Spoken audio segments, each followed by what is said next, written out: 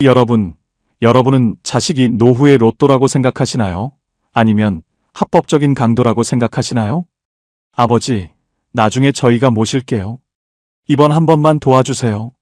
그 달콤하고도 절박한 자식의 말 한마디에 속아 30년 넘게 기름때 묻혀가며 일군 내 집 문서를 내어준 제가 바보였을까요? 아니면 부모의 마지막 생명줄까지 낱낱이 갉아먹는 자식들이 괴물이 된 걸까요? 수원 영통에서 7억 원짜리 아파트를 대출 하나 없이 소유하고 매달 국가와 회사에서 꼬박꼬박 연금 300만 원씩 들어오던 제가 왜 지금 이 추운 공원 벤치에서 차가운 도시락으로 끼니를 때우고 있는지 상상이나 가십니까? 불과 1년 전만 해도 저는 이 세상에서 가장 성공한 은퇴자인 줄 알았습니다. 하지만 딱 1년이었습니다.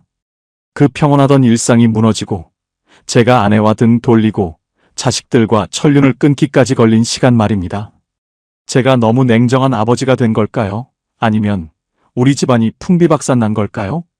1년 전 제 칠순 잔치 때는 정말 세상을 다 가진 기분이었습니다. 수원공단에서 젊음을 다 바쳐 일하고 정년 퇴직할 때 퇴직금 3억 6천만 원으로 7억 원짜리 아파트 대출금을 싹 털어냈죠. 그때 그 해방감은 여러분도 아실 겁니다. 임자, 이제 우리 고생 끝났다. 우리 둘이 살기엔 충분해. 아내 손을 잡고 시장에서 순대국 한 그릇 먹는 게 그렇게 행복할 수가 없었습니다. 합산 연금 300만 원이면 남들 부러워하는 상위 10% 노후라고 자부했습니다. 동창회에 나가면 친구들이 저보고 성현이 자네가 제일 성공했네라며 치켜세웠고 저는 기분 좋게 밥값도 척척 냈습니다. 하지만 그게 제 인생 마지막 호사였다는 걸 그때는 몰랐습니다. 그 부러움 섞인 시선들이 나중에 제 뒤통수를 칠 화살이 될 줄은 꿈에도 생각 못했죠. 여러분, 혹시 지금 주변에서 부럽다는 소리 듣고 계신가요? 그럴 때일수록 조심하셔야 합니다. 비극은 소리 없이 찾아왔습니다.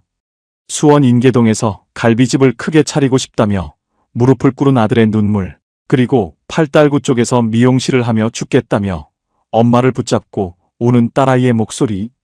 그 소리들이 제 귀에는 자식의 간절한 외침이 아니라 제 노후를 파먹는 악마의 속삭임이었다는 걸 그때는 왜 몰랐을까요? 아버지, 저도 이제 애 아빠인데 언제까지 월급쟁이만 할 순 없잖아요. 엄마, 우리도 죽고 싶어. 애들 학원비도 없어서 매일 밤마다 울어. 부모라면 누구나 약해질 수밖에 없는 그 지점을 자식들은 정확히 알고 있었습니다. 결국 저는 아내 몰래 집을 담보로 대출 2억 원을 받아 아들에게 넘겼습니다. 그런데 문제는 여기서 끝이 아니었습니다. 제 아내 미연이 역시 저 몰래 딸아이의 밑빠진 독에 우리 연금을 붓고 있었습니다. 서로를 속이고 자식을 살리겠다며 시작한 그 비밀스러운 효도가 결국 우리 부부의 35년 신뢰를 난도질하고 우리를 벼랑 끝으로 밀어넣었습니다. 지금 제 곁에 자식들은 없습니다. 그 많던 돈이 다 어디로 갔는지, 그 화려했던 7억 원짜리 아파트는 어떻게 됐는지 궁금하지 않으십니까? 우리가 받는 연금 300만 원은 이제 이자 갚는데 다 들어갑니다. 어디서부터 잘못된 건지, 왜 저 같은 사람이 계속 나오는지 뼈저리게 느끼고 있습니다. 사람들은 말합니다. 그래도 자식인데 어떻게 인연을 끊느냐고요. 독한 영감이라고 손가락질하는 이들도 있습니다. 하지만 여러분이 만약 제 상황이라면 어떻게 하시겠습니까? 내 입에 들어갈 밥보다 자식 장사가 먼저입니까? 아니면 나라도 살아야 자식도 기댈 곳이 생기는 겁니까? 저는 오늘 이 자리에서 자랑하려고 나온 게 아닙니다. 저처럼 평생 일궈온 모든 것을 단 1년 만에 잃어버리는 분들이 더는 나오지 않길 바라는 마음뿐입니다. 연금 300만 원 받던 노인이 왜 컵라면으로 끼니를 때우게 됐는지 그 비참한 진실을 하나도 빠짐없이 말씀드리려 합니다. 제가 그 지옥 같은 1년을 어떻게 버텼는지, 그리고 자식이라는 이름의 족쇄를 어떻게 끊어내고 다시 일어섰는지, 과연 저는 전부 잃고 길바닥으로 나앉았을까요? 아니면 기적처럼 제 자존심을 지켜냈을까요?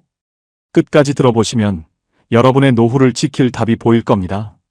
지금 이 순간에도 자식 때문에 잠 못 이루고 계시는 분들, 에이, 설마 우리 애들이 그러겠어?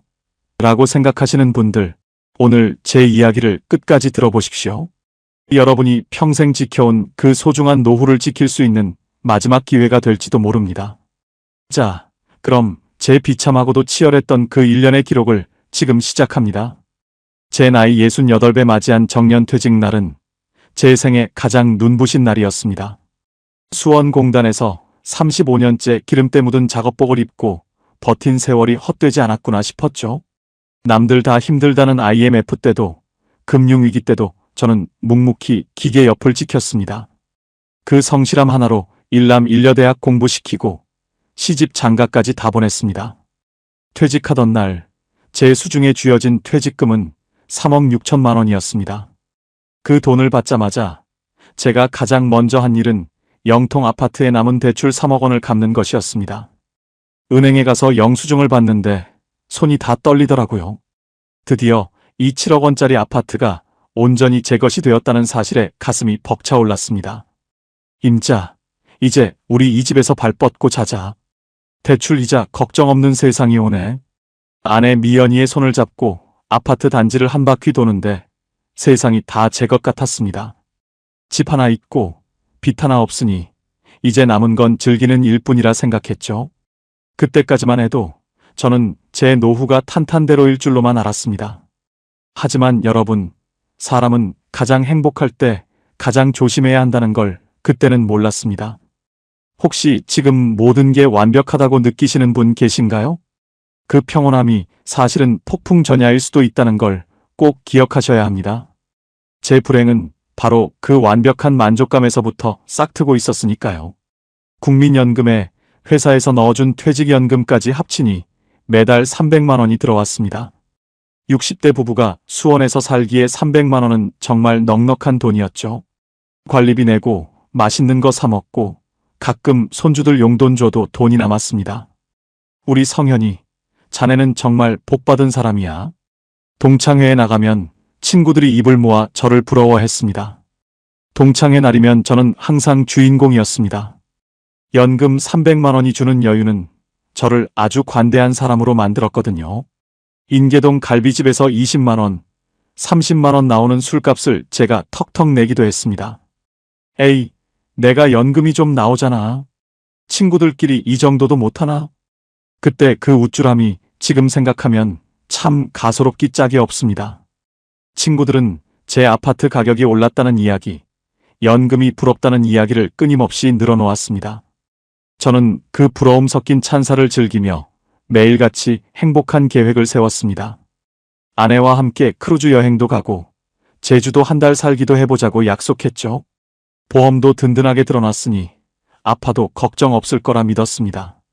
예상과 완전히 달랐던 건 돈보다 무서운 게 사람 마음이라는 사실이었습니다. 어느 날 아침 아들이 평소와 달리 고급 양복을 차려입고 찾아왔습니다.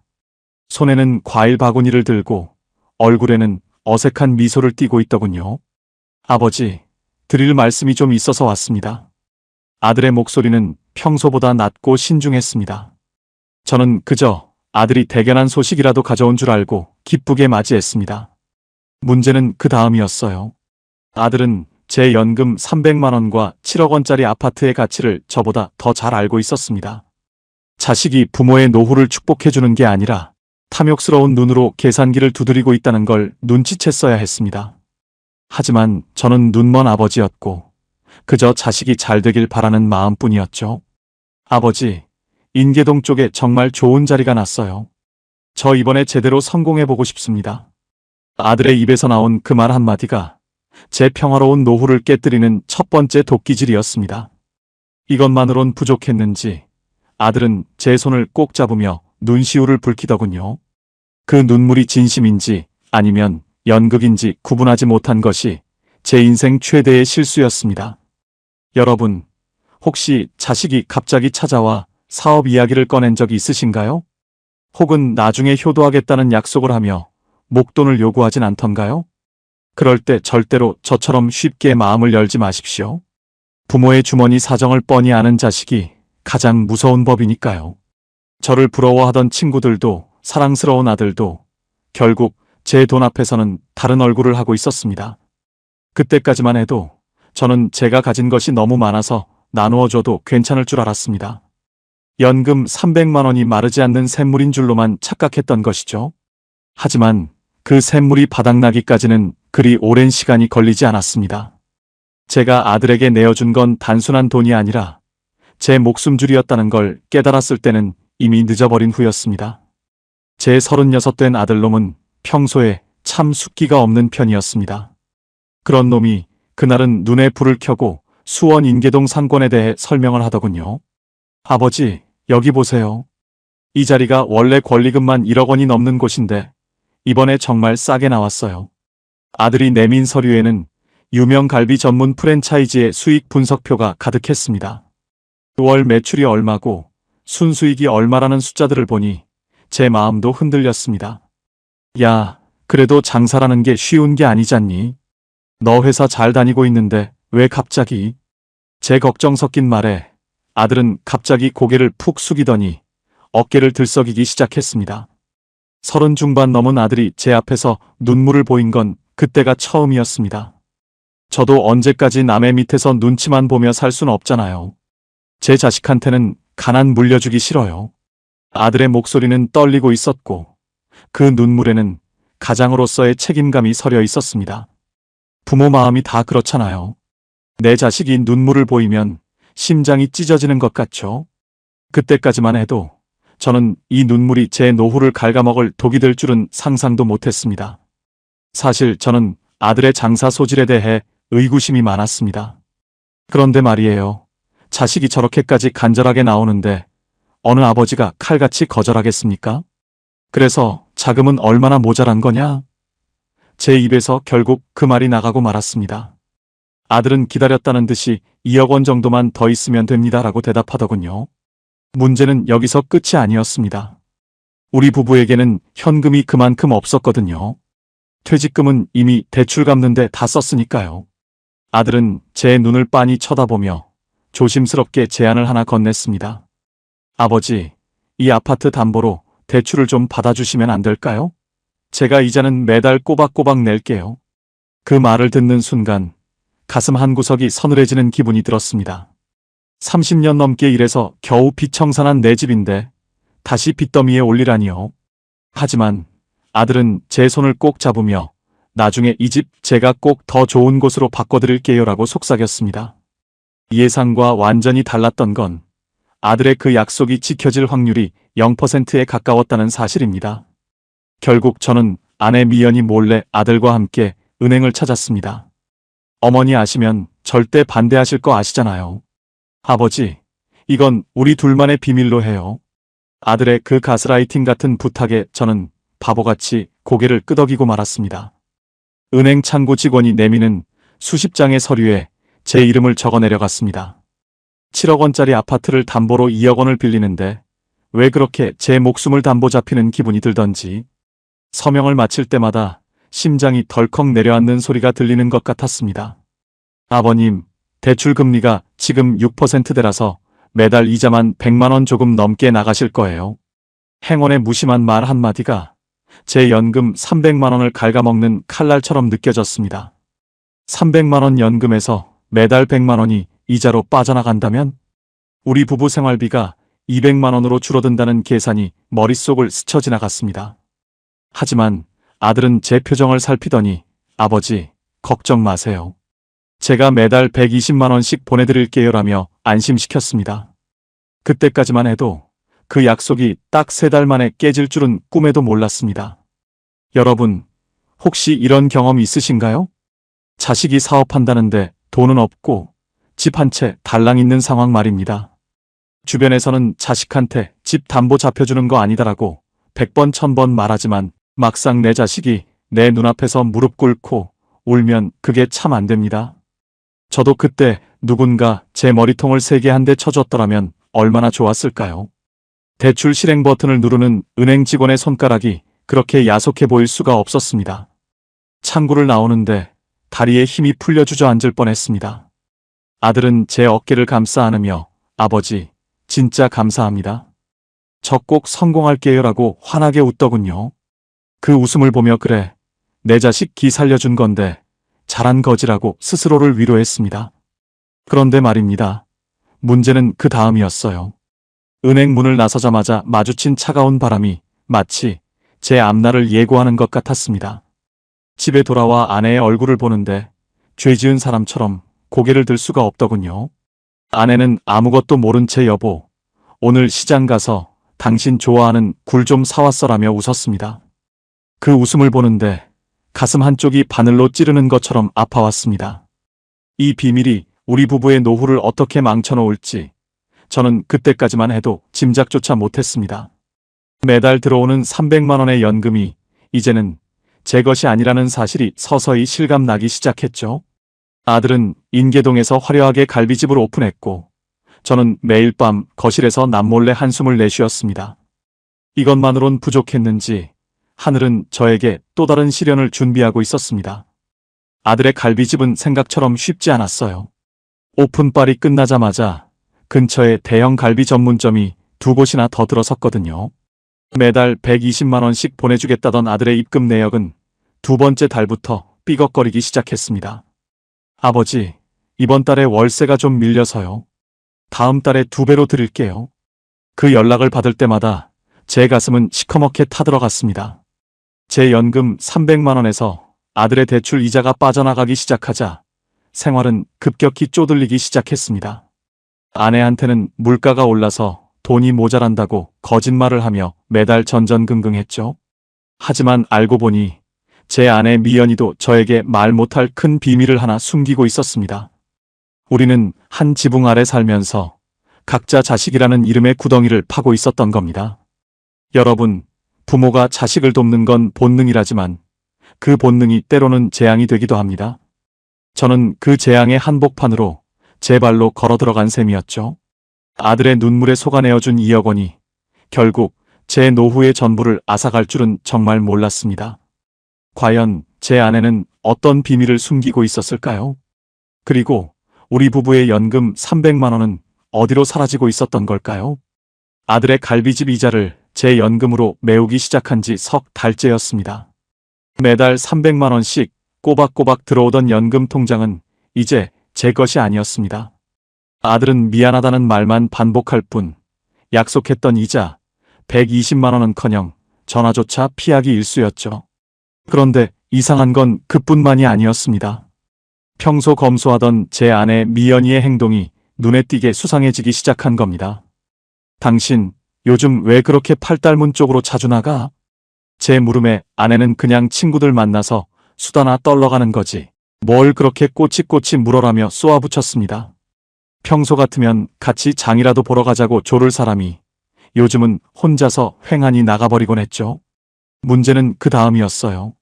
생활비를 아껴야 한다며 저녁상에 고기 반찬 한 점 안 올리던 사람이 장바구니 물가는 올랐다면서 저한테 받아가는 돈은 점점 늘어났습니다. 어느 날 밤 아내가 잠든 사이 슬쩍 가계부를 들여다봤습니다. 그런데 말이에요. 지출 내역이 도무지 앞뒤가 맞지 않았습니다. 시장에서 콩나물 사고 두부 샀다는데 빠져나간 돈은 50만 원, 70만 원씩 뭉텅이로 찍혀 있더군요. 가슴이 철렁했습니다. 혹시 이 사람도 어디 이상한 투자를 하는 건가 싶은 마음에 밤잠을 설쳤죠. 여러분, 혹시 배우자가 갑자기 돈 씀씀이가 달라지거나 행방이 묘연해진 적이 있으신가요? 그럴 때 믿으니까 괜찮겠지 하고 넘어가시면 절대 안 됩니다. 알고 보니 그게 아니었어요. 아내가 매일같이 향하던 곳은 친구네 집이 아니라 수원 팔달구에서 미용실을 하는 우리 딸아이네였습니다. 딸아이는 34 나이에 아이 둘 키우며 작은 미용실을 운영하고 있었는데 요즘 경기가 워낙 안 좋다 보니 월세조차 내기 버겁다는 소식이 들려왔습니다.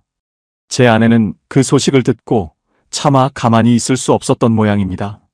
엄마, 미안해. 이번 달만 좀 도와주면 어떻게든 버텨볼게. 딸아이의 울음 섞인 목소리가 낡은 문틈 사이로 새어나왔습니다.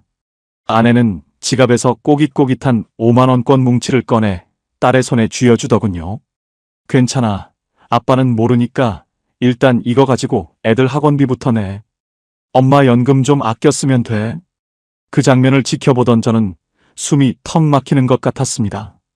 아내는 제가 아들에게 2억 원을 빌려준 건 꿈에도 모른 채 우리의 생명줄 같은 연금을 쪼개서 딸아이의 적자를 메워주고 있었습니다. 생각처럼 쉽지 않았어요. 아들은 인계동에서, 딸은 팔달구에서 우리 부부의 노후 자금을 양쪽에서 빨아먹고 있었던 겁니다. 부모라는 이름으로 우리는 각자 자식들을 위해 비밀을 만들고 서로를 속이고 있었습니다. 당신 오늘 어디 갔다 왔어? 저녁에 돌아온 아내에게 짐짓 모른 척 물었습니다. 아내는 아무렇지도 않게 지동시장 가서 칼국수 한 그릇 먹었어라며 거짓말을 하더군요.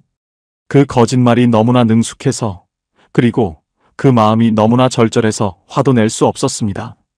사실 저도 아내에게 2억 대출이라는 거대한 비밀을 숨기고 있었으니까요. 우리는 한 지붕 아래 살면서 서로 다른 지옥을 견디고 있었던 셈입니다. 나중에 알았는데요. 아내는 딸아이를 돕기 위해 본인이 들었던 노후 보험까지 해지했더라고요. 당신 혹시 보험 해지했어? 라고 물으니 아내는 당황하며 그거 수익률도 안 좋고 해서 그냥 정리했어라며 얼버무렸습니다. 그 돈이 다 딸아이네 미용실 월세로 들어갔다는 걸 알았을 때 저는 배신감보다 무서움이 먼저 앞섰습니다. 우리가 가진 방패들이 하나씩 사라지고 있다는 신호였으니까요. 여기서 끝이 아니었습니다. 딸아이는 엄마가 도와주는 걸 당연하게 여기기 시작했는지 이제는 매달 정해진 날짜만 되면 전화를 걸어 엄마, 이번 달엔 좀 더 안 될까? 라고 묻더군요. 부모가 받는 연금 300만 원이 자식들에게는 그저 언제든 꺼내 쓸 수 있는 화수분처럼 보였나 봅니다. 아내는 딸아이를 위해 본인의 식비를 줄이고 옷 한 벌 안 사입으며 버텼습니다. 여러분, 이 부분 꼭 기억하세요. 자식에게 비밀로 돈을 주는 건 결국 부부 사이를 갈라놓는 지름길입니다. 저는 아들 때문에, 아내는 딸 때문에 서로에게 마음의 빗장을 걸어 잠갔습니다. 우리는 점점 대화가 없어졌고 텅 빈 연금 통장만 바라보며 각자의 한숨만 늘어갔죠. 그때까지만 해도 저는 이 상황이 조금만 지나면 해결될 줄 알았습니다. 아들의 갈비집이 대박 나거나 딸의 미용실에 손님이 북적이면 다시 예전으로 돌아갈 수 있을 거라 믿었죠. 막상 해보니까요. 인생은 그렇게 우리 뜻대로 흘러가지 않더라고요. 정부에서 주는 노인 복지 지원금이라도 알아봐야 하나 싶을 정도로 우리 형편은 급속도로 나빠졌습니다. 연금 300만 원은 이름뿐이었고 실제 우리 부부 입으로 들어오는 건 100만 원도 채 되지 않았습니다. 그래도 우리는 서로를 위로하며 버텼습니다. 그래도 자식들 자리 잡을 때까지만 참자. 그 조금만 덜하는 생각이 우리를 더 깊은 수렁으로 빠뜨리고 있다는 걸 몰랐습니다. 아내의 수상한 외출은 계속되었고 제 대출이자 독촉 문자는 매일 아침 저를 괴롭혔습니다. 과연 우리 부부의 이 위태로운 비밀은 언제까지 지켜질 수 있었을까요? 그리고 자식들은 우리의 이 처절한 희생을 정말 알고 있었을까요? 아빠, 엄마, 오늘만 좀 봐줘. 나 오늘 미용실 예약이 꽉 찼어. 애들 아침 좀 챙겨주고 학교 좀 보내줘. 딸아이는 대답도 듣지 않고 구두를 구겨 신으며 서둘러 나갑니다. 60 넘은 나이에 초등학생 둘을 돌보는 게 보통 일이 아닙니다. 애들 밥 차려주고 옷 입혀서 학교 보내고 나면 온몸이 매 맞은 것처럼 쑤시거든요. 퇴직하면 아내랑 오붓하게 산책도 하고 여행도 다닐 줄 알았는데 현실은 손주들 뒤치다꺼리하는 무보수 도우미 신세였습니다. 애들 간식 사주고 문구점 데려가다 보면 하루에 3만 원, 5만 원 쓰는 건 우습더라고요. 연금 300만 원이 들어오면 뭐 하나요? 아들 대출 이자 내고 딸 내 생활비 보태주고 이제는 손주들 뒷바라지 비용까지 우리가 다 감당하고 있는데 말입니다. 솔직히 포기하고 싶었습니다. 미연아, 우리 이제 그만하자. 우리도 좀 살자. 라고 말하고 싶었지만 딸아이의 퀭한 눈을 보면 그 말이 입 밖으로 나오질 않더군요. 그때까지만 해도 저는 이 고생이 자식들을 위한 마지막 희생이라고 믿었습니다. 하지만 예상과 완전히 달랐습니다. 부모가 희생할수록 자식들은 그걸 당연한 권리로 여기기 시작하더라고요. 당신, 이건 뭐야? 딸한테 또 돈 보냈어? 결국 참았던 화가 터지고 말았습니다. 잠결에 놀라 일어난 아내는 당황하며 핸드폰을 뺏으려 들었죠. 우리 생활비도 없는데 이걸 보내? 당신 미쳤어? 제 고함에 아내도 울컥했는지 소리를 지르더군요. 그럼 어떡해? 우리 딸 굶어 죽으라는 거야? 당신은 아들 갈비집 간다고 하면 싱글벙글하면서 왜 우리 딸한테만 그래? 아내의 그 말 한마디에 가슴이 철렁했습니다. 설마 아내도 제가 아들에게 2억 원을 빌려준 걸 알고 있었던 걸까요? 알고 보니 그게 아니었어요. 아내는 그저 제가 아들에게 가끔 용돈이나 주는 줄로만 알고 본인이 딸을 돕는 정당성을 찾으려 했던 겁니다. 여기서 끝이 아니었어요. 아내는 제가 아들한테 2억 대출을 해준 사실은 꿈에도 모른 채 제 통장에 잔고가 왜 이렇게 없는지만 따져 묻기 시작했습니다. 당신 연금 300만 원 중에 나한테 생활비로 주는 거 말고 남은 돈 다 어디 갔어? 설마 아들놈한테 다 퍼준 거야? 아내의 날카로운 질문에 저는 아무 대답도 할 수 없었습니다. 아들에게 빌려준 2억 원의 담보대출 사실을 고백하는 순간 우리 집은 풍비박산이 날 게 뻔했으니까요. 혹시 이런 분 계세요?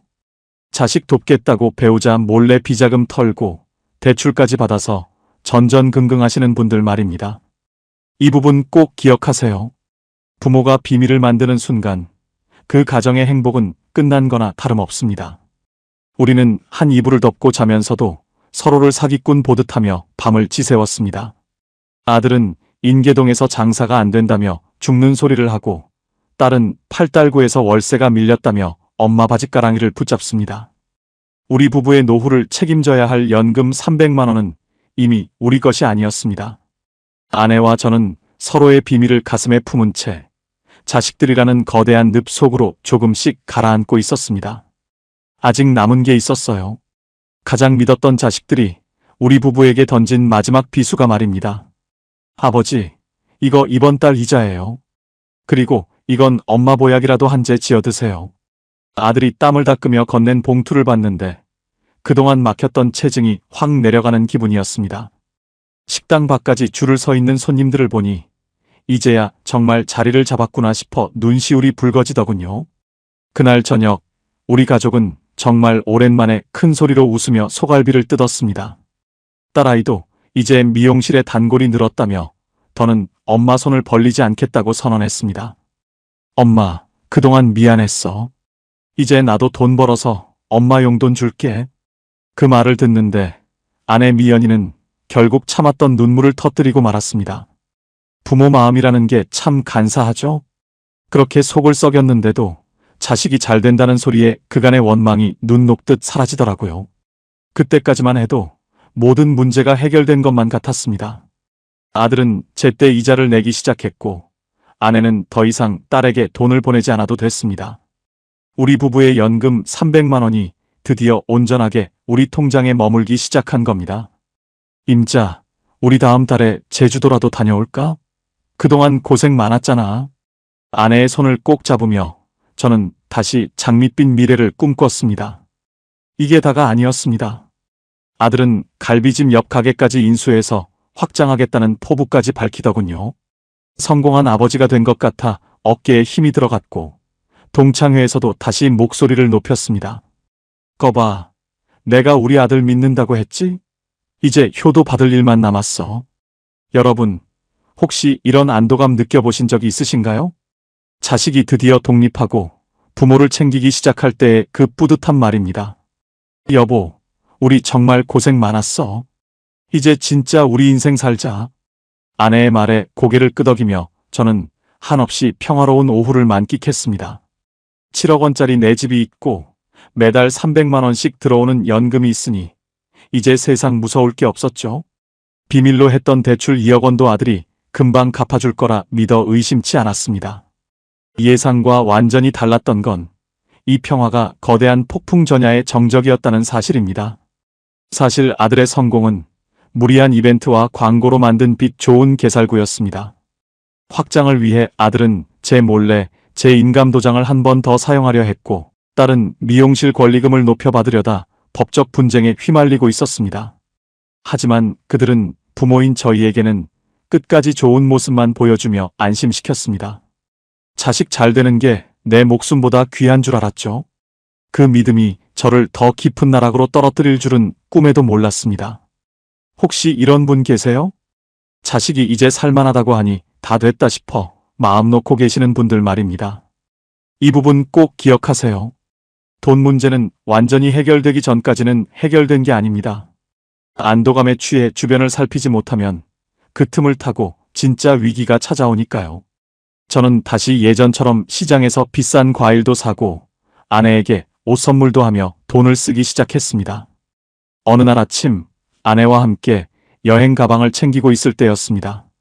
현관문 벨이 신경질적으로 울려댔고 문 밖에는 검은 양복을 입은 낯선 사내들이 서 있었습니다. 그들의 손에는 우리 아파트에 대한 경매 예고 통지서가 들려 있었죠. 순간 마음이 철렁했어요. 아들이 이자를 잘 내고 있다고 믿었는데 알고 보니 그게 아니었습니다. 아들은 제 앞에서만 웃었을 뿐 뒤로는 사채까지 손을 대고 있었습니다. 이게 끝이 아니었어요. 딸아이의 미용실에서도 보증금을 압류하겠다는 내용 증명이 날아왔습니다.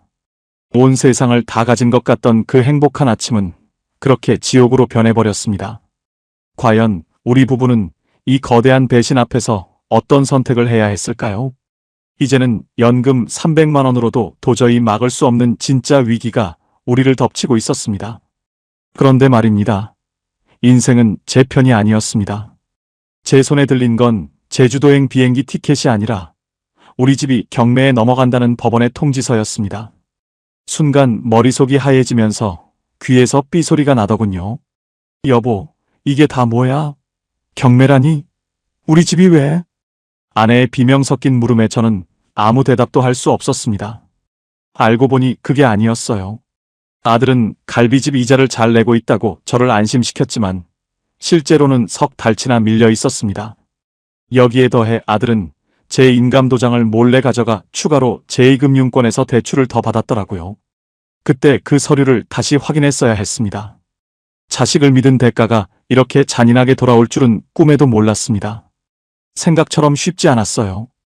은행에 전화를 걸어보니 이미 연체 이자까지 붙어 매달 갚아야 할 돈이 200만 원에 육박했습니다.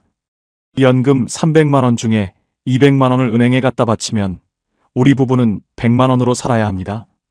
그것도 집이 경매로 넘어가기 전까지만 허락된 시간이었죠. 이것만으론 부족했습니다. 딸아이의 미용실에서도 연락이 왔습니다. 임대료가 밀려 보증금에서 다 까먹고 이제는 쫓겨날 판이라는 겁니다. 엄마한테 빌려간 돈은 이미 생활비로 다 써버렸고 남은 건 빚뿐이라더군요. 아빠, 나 진짜 죽고 싶어. 오빠는 연락도 안 돼. 울먹이는 딸의 목소리가 이제는 가엾기보다 무섭게 들리기 시작했습니다. 가게로 달려갔을 때 아들은 이미 종적을 감춘 뒤였습니다. 화려했던 간판 불은 꺼져 있고 입구에는 빚쟁이들이 써붙인 험악한 종이들만 가득했습니다. 영감님, 아들 어디 갔어? 아버지가 대신 갚아야지. 사채업자로 보이는 사내들이 제 멱살을 잡는데 그 공포보다 자식에 대한 배신감이 더 컸습니다. 내 노후를 다 바쳐서 세워준 가게인데 아들은 부모를 사지로 몰아넣고 도망쳤던 겁니다. 순간 마음이 철렁했어요. 집으로 돌아오는 길에 수원천을 보며 나쁜 생각까지 들더라고요. 35년 동안 기름때 묻혀가며 일군 내 인생이 고작 자식들의 밑거름으로 쓰이고 버려진 것 같았습니다. 아내 눈을 못 마주치겠더라고요. 제가 아들에게 비밀로 해준 그 2억 원이 결국 우리 집 대문을 부수는 망치가 되었으니까요. 혹시 이런 분 계세요? 자식이 잘하고 있다는 말만 믿고 모든 걸 맡겨두신 분들 말입니다. 이 부분 꼭 기억하세요. 돈 앞에서는 자식도 남이라는 사실을 뼈저리게 깨달아야 합니다. 우리 부부의 연금 300만 원은 이제 자식들의 실수를 메우는 걸레 조각이 되어버렸습니다. 나중에 알았는데요. 아들은 갈비집 장사가 안 되자 주식에까지 손을 댔다고 하더군요. 한 번에 만회해서 부모님 대출을 갚아주려 했다는 그 핑계가 참으로 가증스러웠습니다. 우리가 들었던 암보험이며 실비보험까지 다 깨서 돈을 만들어야 했습니다. 당장 내일 먹을 쌀을 걱정해야 하는 처지가 된 겁니다. 어제까지만 해도 제주도 여행을 꿈꾸던 우리 부부는 이제 단칸방으로 쫓겨날 처지가 되었습니다. 7억 원짜리 아파트는 이제 남의 집이나 다름없었고 300만 원 연금은 족쇄가 되었습니다. 반전은 여기서 끝이 아니었어요. 도망갔던 아들이 일주일 만에 나타나 내뱉은 첫 마디는 죄송해요가 아니었습니다. 그 말이 무엇이었는지 여러분은 상상조차 못하실 겁니다. 일주일 만에 나타난 아들놈의 행색은 그야말로 거짓골이었습니다. 술 냄새와 담배 냄새가 뒤섞여 진동하는데 사람 꼴이 아니더라고요. 저는 그놈이 무릎이라도 꿇고 아버지, 죽을 죄를 지었습니다라고 빌 줄 알았습니다. 그런데 말입니다. 인생은 정말 제 편이 아니었습니다. 아들은 고개도 들지 않은 채 갈라진 목소리로 이렇게 말하더군요. 아버지, 제발 한 번만 더 살려주세요. 아버지 연금 나오잖아요. 그거 담보로 대출 좀 더 안 될까요? 그 말을 듣는 순간 제 머릿속에서 뭔가가 툭 하고 끊어지는 기분이 들었습니다. 내 노후를 다 털어준 것도 모자라 이제는 매달 들어오는 300만 원 연금까지 담보로 잡히라는 겁니다. 여기서 끝이 아니에요. 아들은 제가 몰래 해준 2억 원 대출도 모자라 제 인감으로 5천만 원을 더 빌렸다는 사실을 실토했습니다. 이제 매달 나가는 이자만 180만 원이 넘게 생겼습니다. 300만 원 연금에서 180만 원을 떼고 나면 우리 부부 손에 남는 건 120만 원 뿐입니다. 이걸로 관리비 내고 약값 내면 우리 입으로 들어갈 밥 한 숟갈 살 돈도 안 남는다는 계산이 나오더군요. 이놈아, 내가 사람이냐? 아비 어미 길거리에 나 앉으라는 거냐? 제가 소리를 지르며 아들 멱살을 잡자 아내는 달려와 저를 말렸습니다. 아내는 그 와중에도 아들이 굶었을까봐 부엌으로 가서 찬물을 떠오더군요. 그 모습을 보는데 정말 피눈물이 났습니다. 자식은 괴물이 되어가는데 부모는 끝까지 부모 노릇을 못 놓는 게 참으로 비참했습니다. 아들놈 뒤처리를 고민할 틈도 없이 이번엔 딸아이네가 터졌습니다. 미용실은 이미 압류가 들어와 문을 닫았고 딸은 사채업자들에게 시달려 잠적할 판이라더군요. 딸아이는 어느 날 새벽 손주 둘을 저희 아파트 현관 앞에 데려다 놓았습니다. 아빠, 나 진짜 죽고 싶어. 애들 좀만 봐줘. 나 어디 가서 돈이라도 벌어올게. 나중에 알았는데요. 딸아이도 엄마한테 빌린 돈 말고 개인적으로 여기저기 빚을 졌더라고요. 69세 나이에 초등학생 손주 둘을 돌보는 게 얼마나 고된 일인지 아십니까? 애들은 배고프다고 울어대는데 지갑에는 10,000원짜리 한 장이 없었습니다. 연금 300만 원은 통장에 찍히자마자 은행에서 이자로 싹 긁어갔으니까요. 아내 눈을 못 마주치겠더라고요. 가장으로서 제 무능함에 가슴이 찢어지는 것 같았습니다. 병원까지 40분이라는 생각에 그게 더 무섭더라고요. 스트레스로 쓰러진 아내를 데리고 응급실에 가야 하는데 택시비 몇천 원이 없어서 발을 동동 굴렀습니다. 친구들에게 부럽다는 소리를 듣던 영통의 7억 원짜리 아파트는 이제 감옥이나 다름없었습니다. 전기도 끊기고 가스도 끊기기 직전인데 자식들은 각자 살길 찾겠다며 부모를 방패 삼아 숨어버렸습니다. 솔직히 포기하고 싶었습니다. 그래, 다 같이 죽자.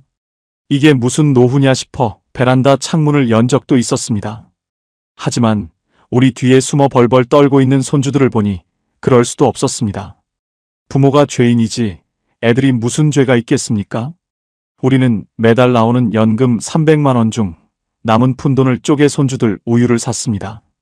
여러분, 혹시 이런 상황에 처해 계신 분 있으신가요? 자식이 친 사고를 부모가 온몸으로 막아내느라 뼈가 깎이고 계시지는 않나요? 이 부분 꼭 기억하세요. 내가 무너지면 아무도 나를 세워주지 않습니다. 특히 내 자식들은 더 그렇습니다. 우리는 이 처절한 사투 속에서 결단을 내려야만 했습니다.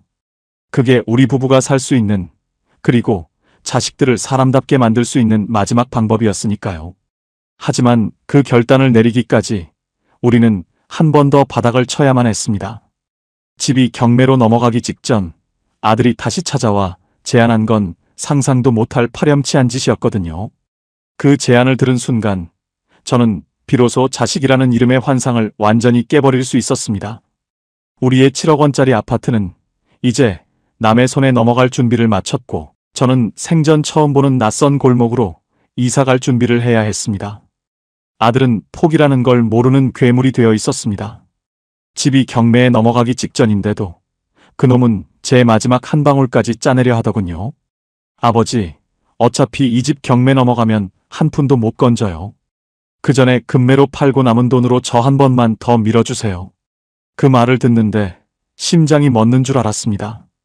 아들은 제 노후가 아니라 집을 팔고 남을 1억, 2억의 돈에만 눈이 멀어 있었죠. 그러면 우리랑 내 동생, 그리고 이 어린 손주들은 어디서 자냐? 제 물음에 아들은 나중에 제가 돈 벌어서 더 좋은 아파트 전세 얻어드릴게요라며 헛된 약속을 남발했습니다. 순간 마음이 철렁했어요. 내 자식이지만 정말 무섭다는 생각이 들었습니다. 예상과 완전히 달랐습니다. 자식은 부모의 고통보다 자신의 실패를 만회할 기회만 찾고 있었거든요. 이것만으론 부족했습니다. 딸은 딸대로 전화해서 울면서 소리를 질렀습니다. 오빠만 자식이야? 오빠 때문에 내 인생도 망가졌는데 왜 오빠만 도와줘? 내 빚도 아빠가 해결해줘야지. 서로 자기 고통이 더 크다고 소리치는 자식들 사이에서 저와 제 아내는 산송장이나 다름없었습니다. 우리가 평생 모은 보험이며 연금이며 이제는 자식들 싸움판의 판돈이 되어버렸습니다.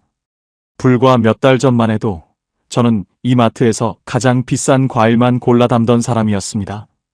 성현이 자네, 요즘 얼굴 좋네 라며 부러워하던 친구를 마주쳤을 때 저는 쥐구멍이라도 찾고 싶었습니다. 친구의 화려한 골프복과 제 초라한 행색이 대비되는데 눈물이 왈칵 쏟아질 것 같더군요.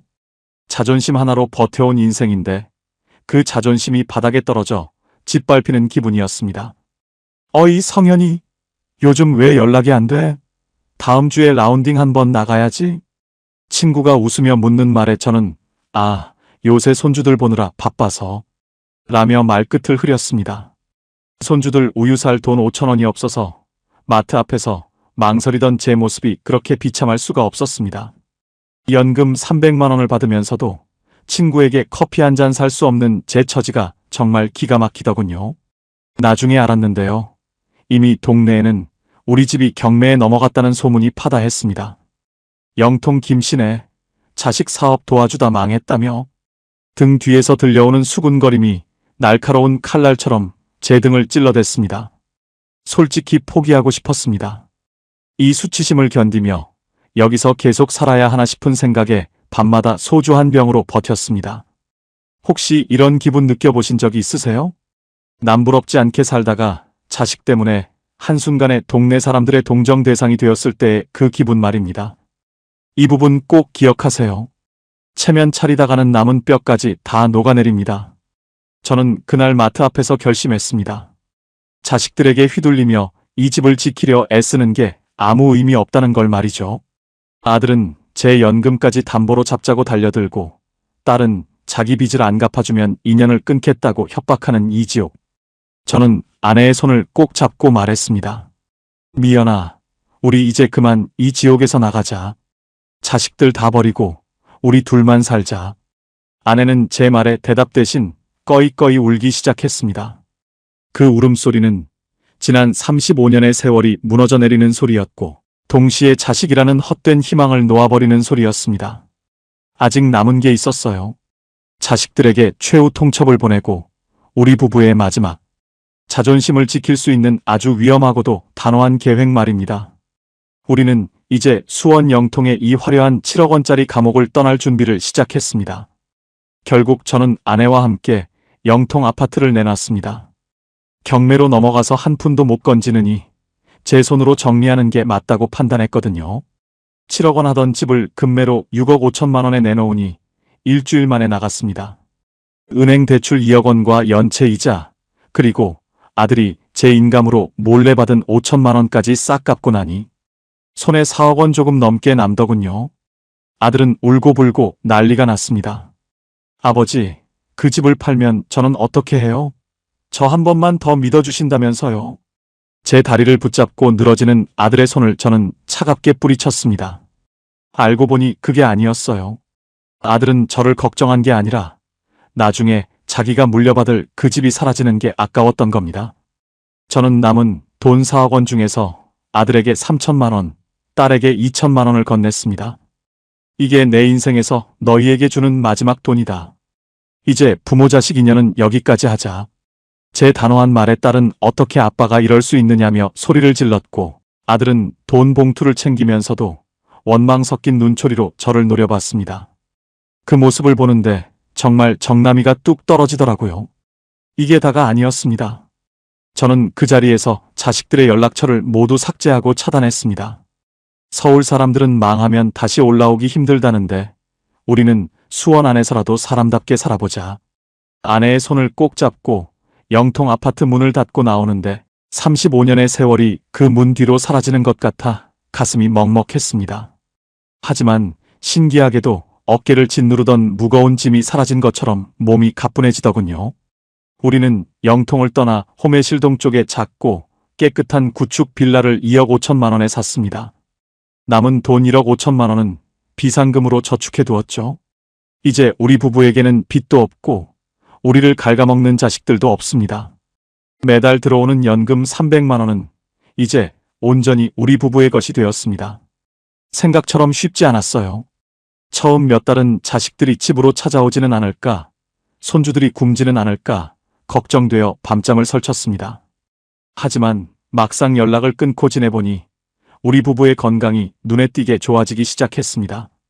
아내의 혈압도 정상으로 돌아왔고 저도 매일 아침 공원을 산책하며 다시 웃음을 찾았습니다. 아내 눈을 못 마주치겠더라고요. 예전에는 미안해서 그랬는데 이제는 고마워서 눈을 맞춥니다. 혹시 이런 분 계세요? 자식 때문에 내 노후가 무너지고 있는데도 정 때문에 끊어내지 못하시는 분들 말입니다. 이 부분 꼭 기억하세요. 부모가 먼저 살아야 자식도 언젠가 제 발로 일어설 기회를 얻습니다. 우리가 계속 퍼주었다면 아들은 평생 사업병에 걸려 살았을 것이고 딸은 평생 엄마 지갑만 바라봤을 겁니다. 우리는 이제야 비로소 진짜 어른이 된 것 같은 기분이 듭니다. 요즘은 아내와 함께 지역 복지센터에서 운영하는 운동 프로그램에도 나갑니다. 남들처럼 화려한 해외여행은 못 가도 주말에 근처 광교산에 올라가 도토리묵 한 접시 사 먹는 게 그렇게 꿀맛일 수가 없습니다. 300만 원이라는 돈이 우리 둘이 살기에는 얼마나 넉넉하고 귀한 돈인지 이제야 절감하고 있습니다. 보험도 다시 정리해서 우리 부부에게 꼭 필요한 것들로만 알차게 다시 들었습니다. 어제는 아내가 제 손을 잡으며 말하더군요. 여보, 나 영통집 팔 때 당신 정말 미웠는데 지금 보니까 당신이 우리 살린 거야. 그 말 한마디에 그간의 서러움이 눈 녹듯 사라졌습니다. 비록 7억 원짜리 아파트는 사라졌지만 우리는 다시 서로를 얻었습니다. 인생의 종착역에 다다라서야 우리는 진짜 행복이 무엇인지 깨닫게 된 셈입니다. 자식들과는 아직도 연락하지 않습니다. 어디선가 제 욕을 하고 있을지도 모르고 원망하고 있을지도 모르죠. 하지만 저는 후회하지 않습니다. 부모라는 이름으로 내 모든 것을 내어주는 게 능사가 아니라는 걸 이제야 알았으니까요. 이제 남은 건 우리 부부가 서로 아껴주며 조용히 늙어가는 것뿐입니다. 과연 제 선택이 독한 아버지가 한 짓일까요? 아니면 노후를 지킨 현명한 가장의 결단이었을까요? 이제 제 마지막 진심을 담아 여러분께 조언을 건네려 합니다. 여러분, 제 지난 1년의 지옥 같은 기록을 보며 어떤 생각이 드셨나요? 저 영감탱이 참 독하네 싶으신가요? 아니면 나도 저러면 어쩌나 겁이 나시나요? 제가 35년 넘게 수원공단에서 기름때 묻혀가며 번 돈 7억 원이 무너지는 데는 딱 1년이 걸렸습니다. 내 자식은 다를 거라는 그 오만한 믿음이 제 노후를 송두리째 앗아갈 뻔했죠. 오늘 제가 여러분께 정말 뼈아픈 조언 하나 해드리고 싶습니다. 자식은 여러분의 노후를 책임질 보험이 아닙니다. 오히려 내 노후를 가장 먼저 그리고 가장 잔인하게 갉아먹는 존재가 내 자식일 수 있습니다. 나중에 우리가 모실게요라는 말, 그거 믿지 마세요. 자기도 자기 앞가림 못해서 허덕이는 자식이 어떻게 늙은 부모를 모시겠습니까? 문제는 여기서 끝이 아니었습니다. 부모가 가진 돈이 눈에 보이면 자식들은 그때부터 계산기를 두드립니다. 아빠 집 판 돈으로 내가 사업해서 나중에 더 크게 갚아주면 되지라는 그 생각. 그게 자식들의 가장 큰 착각이자 부모를 지옥으로 미는 첫 번째 발걸음입니다. 여러분, 집 담보로 대출받아서 자식 사업 자금 대주는 거, 그거 절대 하지 마세요. 제 연금 300만 원이 처음에는 남부럽지 않은 훈장이었지만 나중에는 자식들이 뜯어먹는 먹잇감이 되더군요. 혹시 지금 자식들에게 경제적인 비밀을 다 털어놓으셨나요? 당장 그 입을 닫으셔야 합니다. 부모가 돈이 있다는 걸 아는 순간 자식의 자립심은 죽고 탐욕이 그 자리를 대신합니다. 저처럼 피눈물 흘리고 나서야 깨닫지 마시고 지금 당장 여러분의 지갑을 닫으십시오. 노후 자금의 진실은 아주 잔인합니다. 돈이 없으면 자식도 나를 무시하고 돈이 너무 많으면 자식들이 나를 등쳐먹습니다. 그래서 가장 중요한 건 내 몫을 끝까지 지키는 것입니다. 제가 7억 원짜리 아파트를 포기하고 자식들과 인연을 끊은 건 단순히 화가 나서가 아니라 우리 부부의 생존을 위해서였습니다. 첫 번째로 기억하세요. 연금은 절대 건드리지 마십시오. 내 입에 들어가는 밥 한 술 아플 때 병원비 한 푼이 그 연금에서 나옵니다. 자식이 굶어 죽는다고 울어도 연금만큼은 철벽처럼 지키셔야 합니다. 그거 떼어주는 순간 여러분은 자식의 노예로 전락하게 됩니다. 자식 사업 자금은 은행에서 빌리는 거지 부모의 노후 자금에서 나가는 게 아닙니다. 두 번째는 효도 가스라이팅에 속지 마세요. 남들은 다 해준다는데 손주가 기가 죽는다는데 이런 소리에 흔들리지 마십시오. 내가 가진 자산은 내가 죽을 때까지 쓰는 방패입니다. 방패를 자식에게 내어주면 화살은 여러분의 심장에 꽂히게 되어 있습니다. 저는 그 화살에 맞고 나서야 비로소 정신을 차렸습니다. 세 번째, 집 한 채는 마지막까지 움켜주십시오. 다만 그 집이 자식들의 탐욕의 대상이 된다면 저처럼 과감히 정리해서 규모를 줄이세요. 남은 돈은 연금 외의 비상금으로 내가 관리해야 합니다. 내 이름으로 된 통장에 돈이 있어야 자식들도 함부로 못하고 나도 내 자존심을 지킬 수 있습니다. 대출 없는 작은 집 하나와 매달 들어오는 내 돈. 이게 노후의 전부입니다. 여기서 중요한 게 하나 더 있어요. 부부 사이에도 경제적인 비밀을 만들지 마십시오. 자식 돕겠다고 몰래 돈 빼돌리는 건 결국 부부 사이를 지옥으로 만드는 지름길입니다. 아내와 저는 서로를 속인 대가로 35년 신뢰를 잃을 뻔했습니다. 이제는 매달 300만 원 들어오는 거 아내랑 투명하게 상의해서 같이 씁니다. 다시는 나 같은 사람이 나오지 않길 바랍니다. 자식에게 다 퍼주고 빈 껍데기만 남아서 폐지 줍고 다니는 노인들, 그분들이 처음부터 그러고 싶었겠습니까? 설마 내 자식이 하다가 그렇게 된 겁니다. 자식은 자식의 인생을 살게 하시고 여러분은 여러분의 노후를 사십시오. 그게 자식을 진짜로 돕는 길이고 여러분이 인간답게 늙어가는 유일한 방법입니다. 이제 저는 매달 들어오는 300만 원으로 아내와 소박하지만 당당하게 삽니다. 자식들 전화 한 통 안 오지만 오히려 마음은 호수처럼 평온합니다. 누군가에게 기댈 생각 마세요. 오직 내가 가진 연금과 내 주머니의 돈만이 나를 지켜줍니다. 오늘 제 뼈아픈 조언이 여러분의 노후를 깨우는 알람이 되었길 진심으로 바랍니다. 자, 이제 이 지옥 같은 이야기의 마침표를 찍어보려 합니다. 여러분, 제 긴 이야기를 끝까지 들어주셔서 감사합니다. 영통의 7억 원짜리 아파트에서 쫓겨나듯 나올 때만 해도 제 인생은 여기서 끝인 줄 알았습니다. 하지만 1년이 지난 지금 저는 그 어느 때보다 깊은 단잠을 잡니다. 자식들에게 매달 120만 원씩 이자를 보내주며 전전긍긍하던 그 지옥 같은 날들이 이제는 꿈만 같습니다. 비록 집 크기는 절반으로 줄었지만 우리 부부의 마음은 2배로 넓어졌습니다. 이제는 매달 1일 통장에 찍히는 연금 300만 원을 온전히 우리 두 사람을 위해 씁니다. 아내에게 예쁜 블라우스 하나 사주고 시장에서 싱싱한 갈치 한 마리 사와서 구워 먹는 그 소소한 일상이 얼마나 큰 축복인지 이제야 알겠습니다. 부모가 독해져야 자식도 산다는 말이 참 가슴 아프지만 그게 진실이더라고요. 제가 끝까지 집을 지키려 고집부렸다면 아마 지금쯤 우리 가족 모두가 길거리에 나앉아 서로를 원망하고 있었을 겁니다. 제가 내린 결단이 자식들에게는 상처였겠지만 우리 부부에게는 생존이었습니다. 여러분, 늙어서 자식 눈치 보며 사는 것만큼 비참한 일은 없습니다. 내 주머니에 돈이 있어야 자식도 나를 무시하지 못하고 나도 내 아내를 지킬 수 있습니다. 혹시 지금 이 순간에도 자식의 눈물에 마음이 흔들리고 계신가요? 이번 한 번만 도와주면 다 잘 될 거야 라는 그 말 과감하게 무시하십시오. 부모의 노후 자금은 자식의 사업 자금이 아니라 여러분의 마지막 존엄을 지켜줄 방패입니다. 오늘 제 이야기를 보며 가슴 한구석이 답답하셨다면 딱 3가지만 기억해 주세요. 첫째, 연금은 목에 칼이 들어와도 건드리지 마십시오. 그거 떼어주는 순간 여러분의 노후는 자식의 손에 저당 잡히게 됩니다. 둘째, 집 담보로 대출받는 건 인생을 거는 도박입니다. 자식의 사업은 자식의 몫이지 부모가 대신 져야 할 짐이 아닙니다. 셋째, 부부 사이의 신뢰가 최고의 재산입니다. 자식 돕겠다고 서로 속이지 마시고 모든 경제적인 결정은 반드시 배우자와 함께 하십시오.